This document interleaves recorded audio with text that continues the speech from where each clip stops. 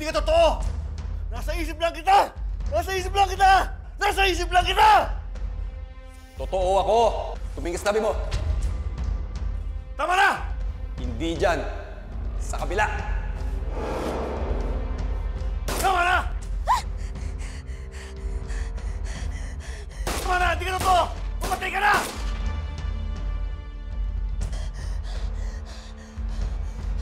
Dora! Nagugutom ka na ba?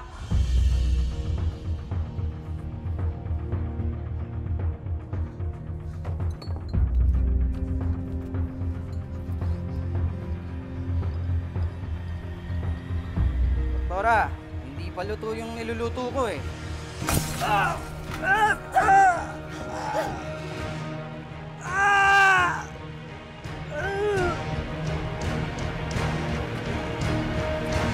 Walang niya ka!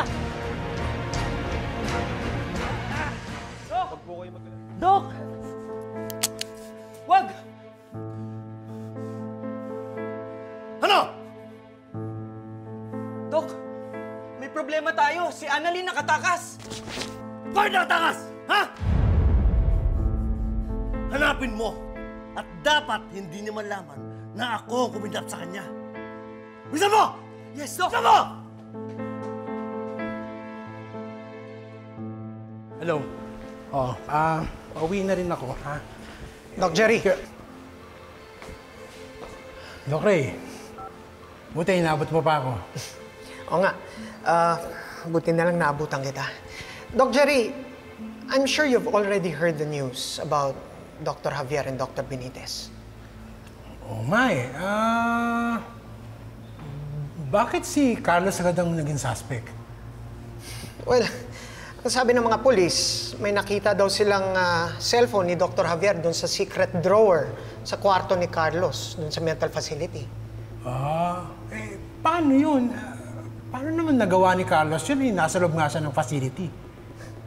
Eh di ba nga, may tumutulong sa kanya. Kaya nga nakakatakas eh. Alam mo, dapat talaga mahuli na yung may kasalanan eh. Hayaan mo, Doc Ray. Pag may nabalitaan ako, tatawagan kita agad. Sasabihin ko sa'yo. Ha? O paano? May pasyente pa ako, ha? Sige.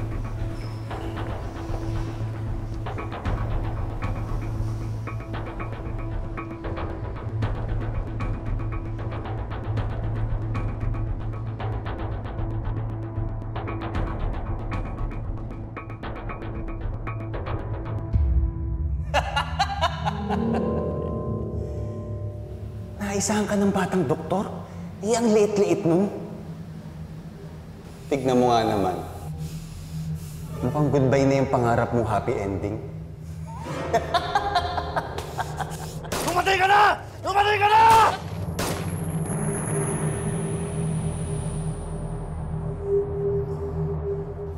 Grabe ka, Dok. Pinatay mo na ako, papatay mo pa ako ulit. Alam mo, sayang ka. Magaling ka pa naman, doktor. Kaso puro ka pag-ibig. Ayan, nasira ka tuloy.